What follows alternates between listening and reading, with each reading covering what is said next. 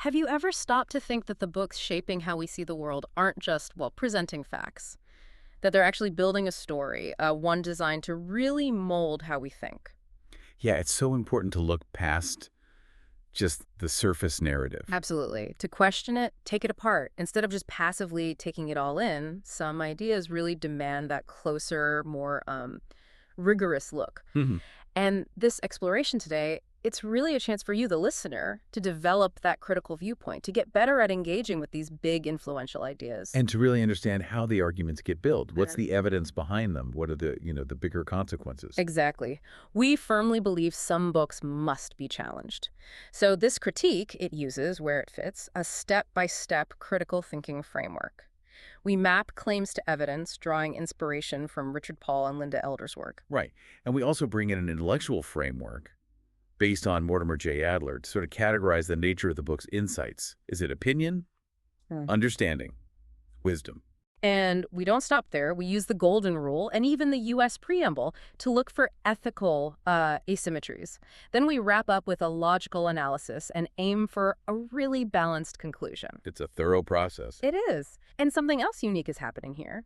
You are experiencing a unique two-host AI conversation powered by Google's NotebookLM for deeper, more dynamic book critique. A different way to explore these ideas. Definitely. Today, we're diving into After the Fall by Ben Rhodes. Now, Ben Rhodes, as many of you probably know, was a key aide to President Obama. That's right. And this book, it's this really interesting mix, isn't it? Part memoir, part journalism, part contemporary history. Mm-hmm.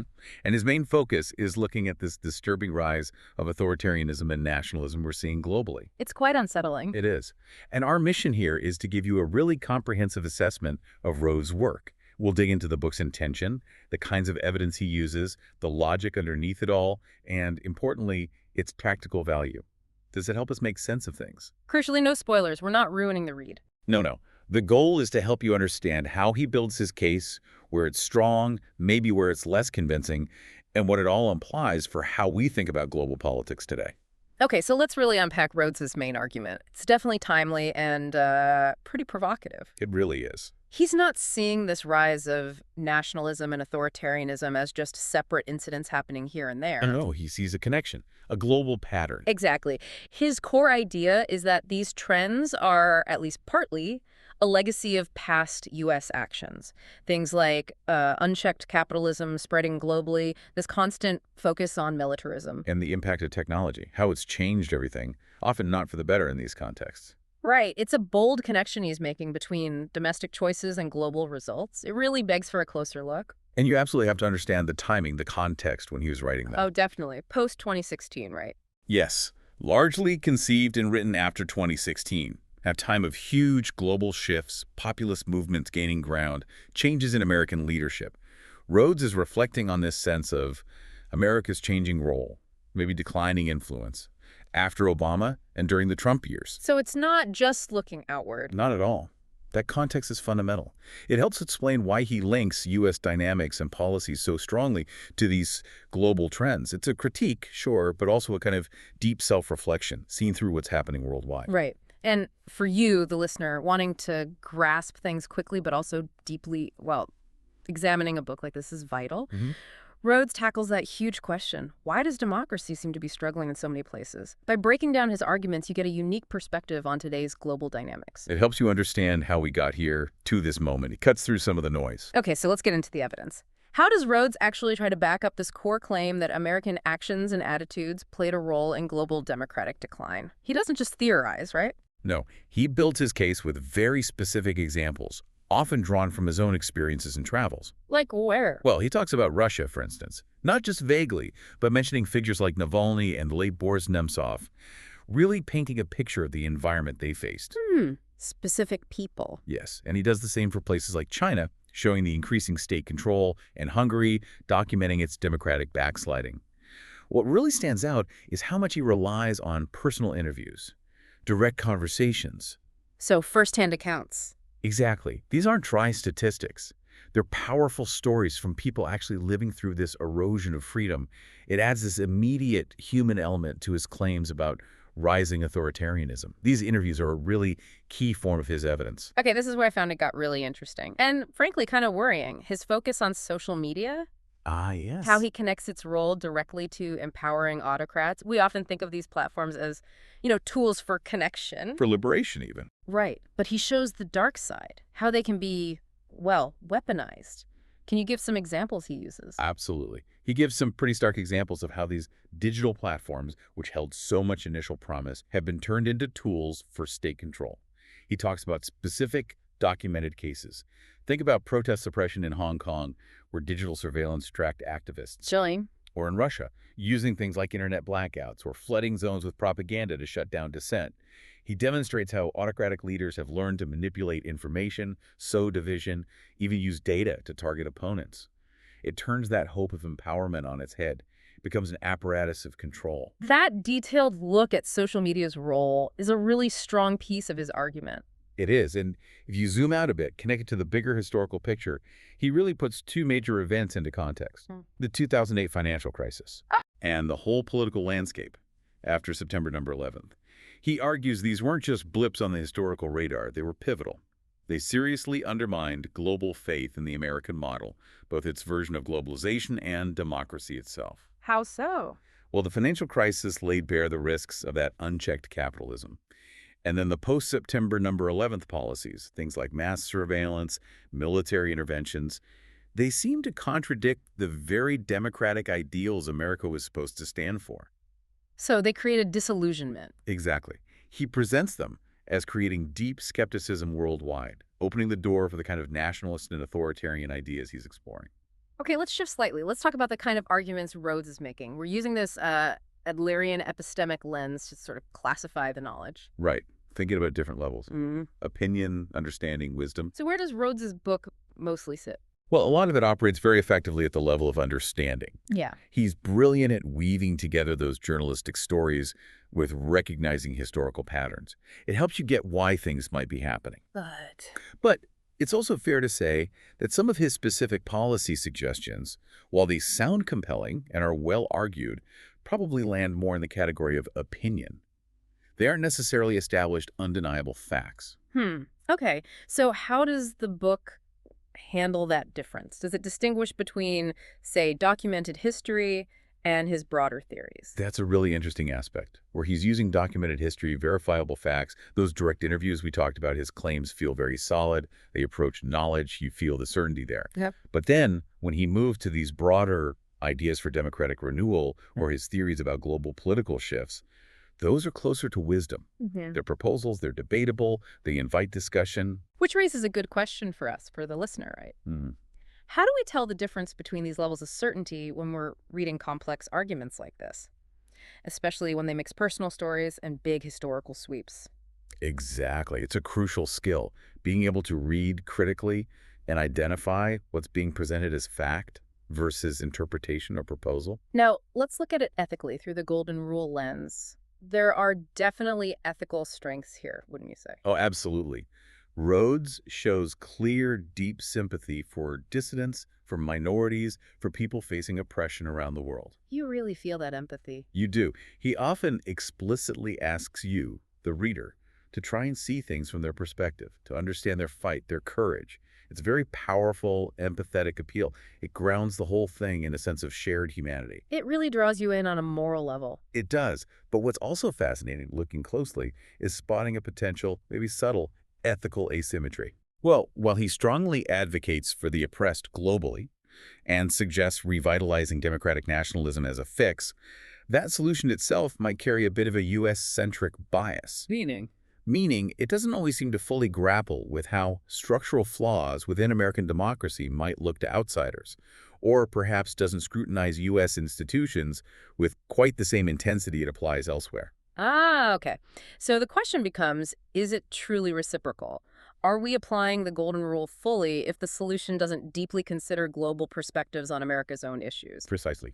It's a nuanced point, but an important one when thinking about fairness and global solutions. So tying this all together, what happens when we measure the book against the benchmarks in the U.S. Preamble? Let's walk through those.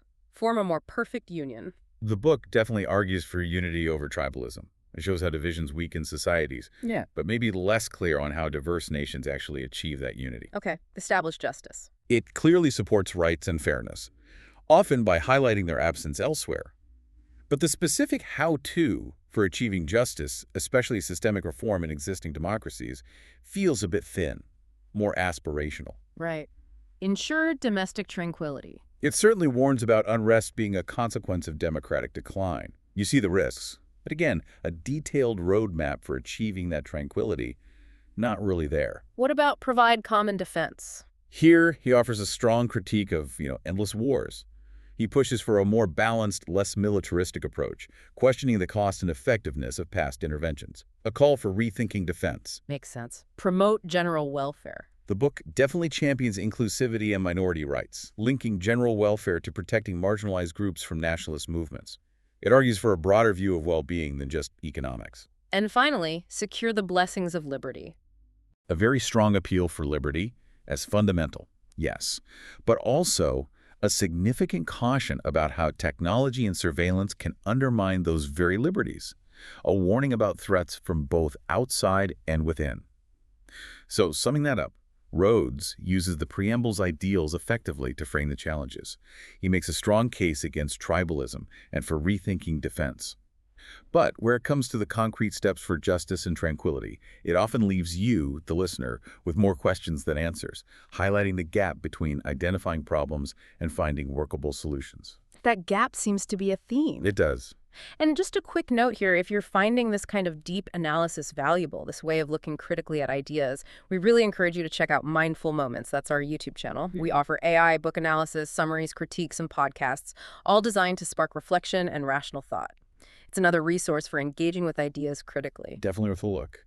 Okay, back to the critique. Let's talk logic. Structurally, how does it hold up? Well, in terms of just the narrative flow, the storytelling, it's generally quite strong. Rhodes weaves his personal journey with these global observations in a way that really pulls you in. It makes for a compelling read. But looking at the broader logical structure, any weaknesses there? Potentially, yes. One thing is kind of a conceptual drift sometimes. The focus can shift pretty quickly between that very personal memoir style and the big picture global analysis. Both parts are interesting, but the rapid shifts can sometimes make the core argument feel a little fragmented. I see what you mean. Anything else? Well, there are moments where he might be leaning towards circular reasoning, especially when he talks about revitalized American leadership. Sometimes it's presented as the solution, but it also feels implicitly tied to the problems he's critiquing, which can create a bit of a loop. Cause and solution getting tangled. Something like that. And while you don't find major glaring logical fallacies that derail the whole thing, a key point is that his optimism about democratic renewal, it often lacks really specific, falsifiable steps. Falsifiable meaning. Meaning concrete actions or predictions you could actually test or measure or even prove wrong. Steps that give you a clear path and a way to see if it's working. Without those, the proposals, however inspiring, can feel more aspirational than practical. Which brings up that question again. How do we evaluate solutions if they don't have those concrete, testable plans? Exactly. It's a challenge for any big picture thinking. Okay, let's shift to the wisdom assessment. Thinking about the wider impact, the consequences of his ideas, socially. Socially, it's a powerful call for empathy. Absolutely. For defending democratic values, understanding the struggles of others. But, as we noted, the perspective is primarily American, which is valuable, but might limit how well it resonates or applies in very different global contexts. It might miss other valid perspectives. Makes sense. Economically. Economically, the warning is crystal clear and well supported. Unchecked global capitalism has fueled inequality and damaged confidence in democracy. That's a critical takeaway. But does he offer solutions? Well, it delves into the problem more than offering detailed solutions for, say, wealth redistribution or the kind of deep structural reforms needed to really fix those economic imbalances that drive populism. It identifies the illness more than prescribing the full cure. And spiritually. Not necessarily religious, but in terms of meaning, purpose. Yeah, in that broader sense, the book is definitely searching for a renewed civic purpose, something beyond just material success, a shared moral compass for turbulent times. Which is important. Incredibly important.